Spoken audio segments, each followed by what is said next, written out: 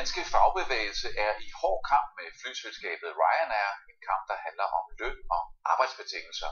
Og i dag får fagforeningen så støtte fra Margrethe Vestager. EU's konkurrencekommissær støtter fagbevægelsens ret til at bruge for eksempel blokader. Og netop kampen mellem billige flysæder og røde faner kunne ses i dag i Fælledparken. Her sender frivillige fra kampagnen Luftens Helte flere 100 balloner til værs. Ballonerne skal symbolisere modstand mod pressede løn- og arbejdsvilkår.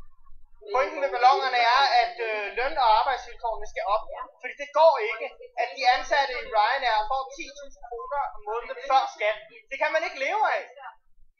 Men hverken balloner i Fælledparken eller Vestagers melding får Ryanair til at ryste på hånden. De prøver ihærdigt at blive del af Danmark, det frække irske flyselskab Ryanair. Senest kom den farverige topchef Michael O'Leary selv forbi med nye løfter om millioner af flyrejsende. Because the sun is shining, it's blue skies in Copenhagen, so it's time for me to visit.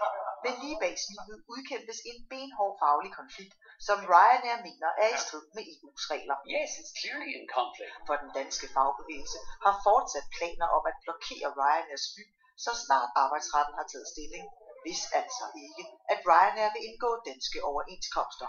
Og det kommer ikke til at ske. Ryanair mener, de ansatte har fine forhold. It's just not a collective agreement that the Danish unions like. But that's tough. They have to get over themselves. Men i dag kom EU's konkurrencekommissær danske Margrethe Vestager så på banen med sin uforbeholdne støtte til den danske model. Fri konkurrence er ikke i konflikt med en blokade af Ryanair. Nej, det er det ikke. Faktisk tværtimod. Fordi der er plads til den danske model. Der er plads til, at arbejdsmarkedets parter, fagforeninger og arbejdsgivere tager et ansvar for den måde, arbejdet udføres på. Michael O'Leary mener derimod, at EU-domstolen vil være på Ryanairs side. I think the European courts will take a different view.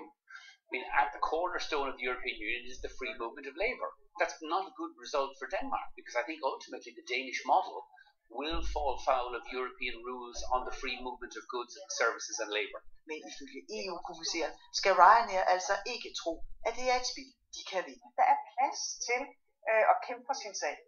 Og vi har jo ikke blodig, fri, liberalistisk konkurrence. Vi har et ordnet, fair marked, hvor vi også beskytter arbejdstagere og sørger for ordentlige sociale forhold.